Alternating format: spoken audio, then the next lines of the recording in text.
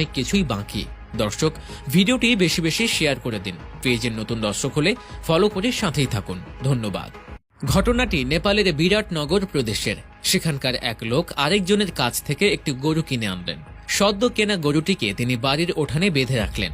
রাত নামলে সবাই যখন ঘুমিয়ে পড়েছে, এরপর শুরু হয় অবাক করা কিছু ব্যাপার।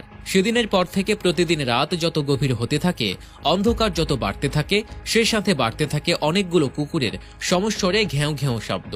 অথচ এই এলাকায় এরকমটা আগে কখনোই ঘটেনি। তাই গরুর মালিক লোকটি এবং তার পরিবারের সকলে ধারণা করলেন আজকাল হয়তো চোরের আনাগোনা আগের চেয়ে অনেকটাই বেড়ে গেছে, যে কারণে রাত বিরাতে এত কুকুরের ডাকাডাকি। তা না হলে এমনটা ঘটবে কেন? বাড়ির নিরাপত্তা বলতে একটা ব্যাপার আছে। তাই এই কথা চিন্তা করে পরিবারের সব সদস্য মিলে আলোচনা করে একটা সিদ্ধান্ত নিল, বাড়ির চতুর্দিকে সিসি ক্যামেরা লাগানো হবে। সিদ্ধান্ত অনুযায়ী কাজ করা শুরু হলো। ঠিক পরদিন বাড়ির মালিক সিসি ক্যামেরা কিনে আনতে শহরে চলে গেলেন। এরপর বাড়ির চতুর্দিকে ক্যামেরাগুলো লাগিয়ে সব ব্যবস্থা করে সেগুলো চালু করে দিলেন। কিন্তু বাড়ির কেউ কোনোদিনও স্বপ্নেও কল্পনা করতে পারেনি যে সিসিটিভিতে তাদের জন্য কি অপেক্ষা করছে। পরদিন সবাই সিসিটিভি ফুটেজ চেক করতে গিয়ে যা দেখতে পেল, তা দেখে সবারই চোখ কপালে ওঠার অবস্থা। কেননা সেটা দেখার জন্য তারা মোটেও প্রস্তুত ছিল না।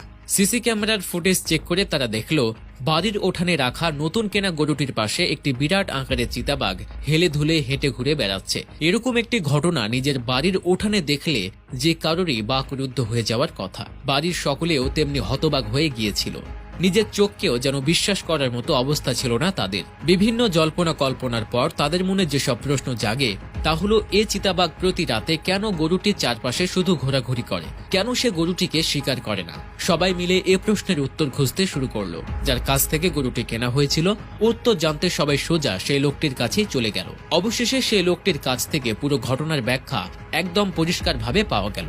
মূল ব্যাপারটি হচ্ছে, এই চিতাবাঘটির জন্ম হওয়ার মাত্র কিছুদিন পরে তার মা চিতাবাঘিনী কোনো এক কারণে প্রাণ হারায়। কোনোভাবে এই গরুটি তার খোঁজ পায় এবং নিজের কাছে রাখে। আর তারপর থেকেই চিতাবাঘটি এই গরুর দুধ খেয়ে এই পৃথিবীতে টিকে আছে। তাই চিতাবাঘটি তাকে পৃথিবীতে বাঁচিয়ে রাখা সেই দুধমাকে কখনোই ভুলে যায়নি। সে বনে জঙ্গলে যেখানেই থাকুক না কেন, প্রতি রাতেই চলে আসে তার দুধমা অর্থাৎ সেই গরুটির সাথে দেখা করতে।